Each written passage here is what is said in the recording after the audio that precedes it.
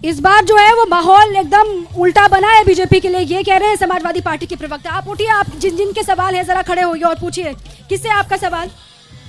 जी, हम कह रहे हैं कि अगर ये जो 2019 में गलती हुई अमेठी की जनता से, वो दोबारा नहीं दोहराई जाएगी। क्या गलती? बीजेपी को लाने? बीजेपी को लाने की जो गलती हो चुकी है, जो ये धर्म के नाम पर, जात के नाम पर जो वोट मांगने का इनका लगातार सिलसिला चल रहा है, अब की बार वो ध्वस्त हो जाएगा पूरी तरह से। इनका जो है झूठ का जो पुलिंदा है बंद जाएगा। वो तो कहते हैं काम के आधार पर वोट मांगते हैं हम लोग।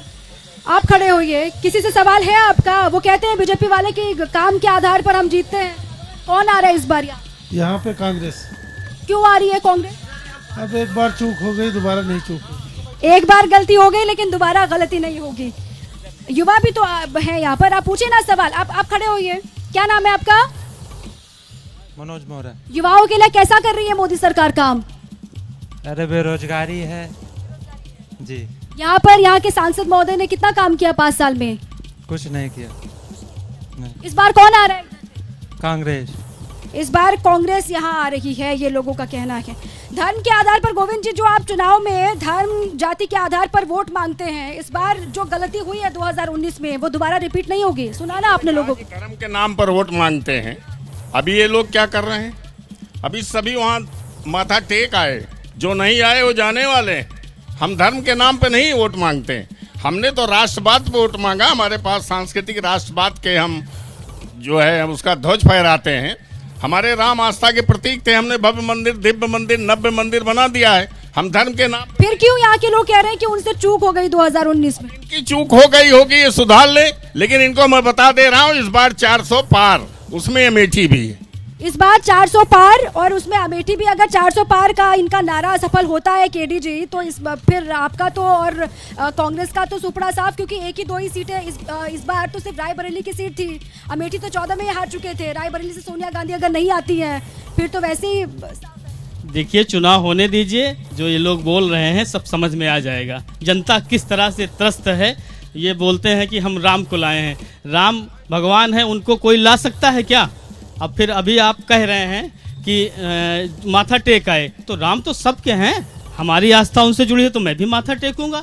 ये क्यों अपना लेबल लगा रहे हैं? इसीलिए अभी किसी ने कहा कि धर्म के नाम पर, तो सही इनके मुंह से भी यही निकल रहा है कि धर्म के नाम पर ये अपना लेबल लगा दिए हैं। जब सुनहरा मौका था आपके पास, गोल्डन चांस था, तो तब आपने वो मौका खो दिया।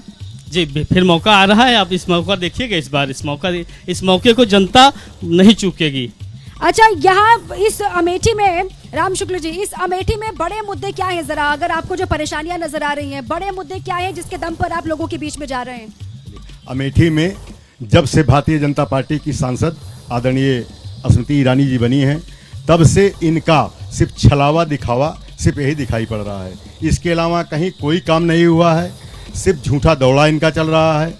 रोड पे आप चले जाओ तो हर दिन हमारे जो बच्चे मोटरसाइकिल से निकल रहे हैं, कार से निकल रहे हैं। रोज अगर एक्सीडेंट आपको देखना हो तो पेपर और मीडिया में आप देखते रहिए।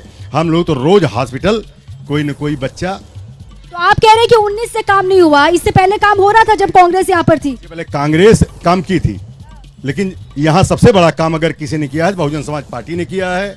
बहुजन समाज पार्टी के द्वारा ही आज जहाँ बैठे हैं आप, इस जिले का नामकरण बहुजन समाज पार्टी द्वारा 2010 में हुआ। 3 बार 4 बार जब मुख्यमंत्री बहन जी हुई, तो इस जिले का अगर किसी ने नाम। तो फिर इतना काम आपकी पार्टी ने किया जब आपकी सरकार यहाँ पर थी, राम शुक्ल जी, तो फिर इस सीट को आप जीत क्यों नहीं पाए कभी, अमेठी की सीट को? ये समीकरण होता है, समय होता है। अगर ये बात आप कर रहे हैं तो इसी में आप आ जाइए। 2004 में आइए, उसके पहले आइए, तो कभी 30,000 कभी 20,000, यही बीजेपी वाले 30,000 20,000 वोट पाते थे। हमारे ही बहुजन समाज पार्टी के ही प्रत्याशी आप सामने देखिए, बगल होइए, चंद्र प्रकाश मटियारी जी बैठे हैं, देखिए सामने, देखिए सामने देखिए। ये बहुजन समाज पार्टी से लड़े थे, 1 लाख वोट पाए थे। और यही भारतीय जनता पार्टी का प्रत्याशी लड़ा था तो 30,000 या 32,000 वोट पाया था 4 में।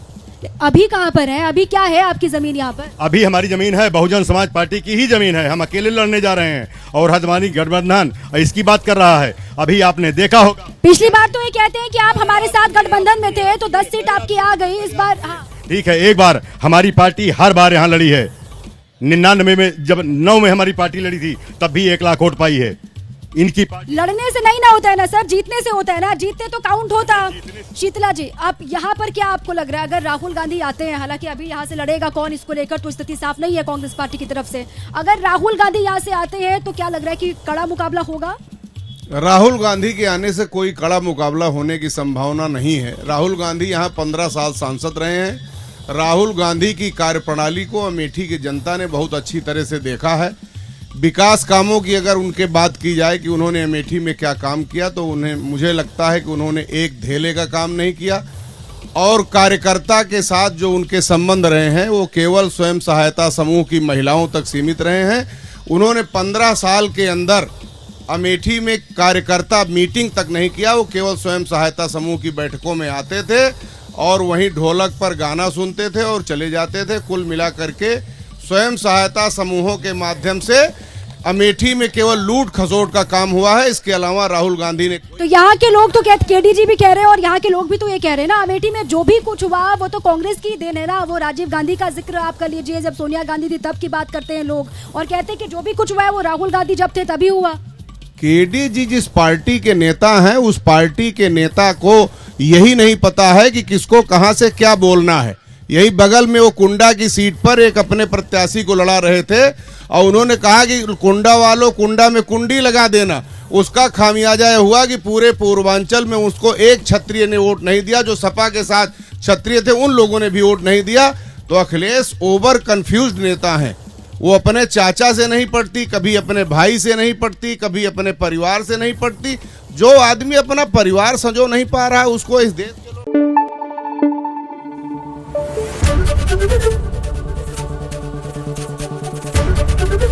एबीपी न्यूज आपको रखे आगे।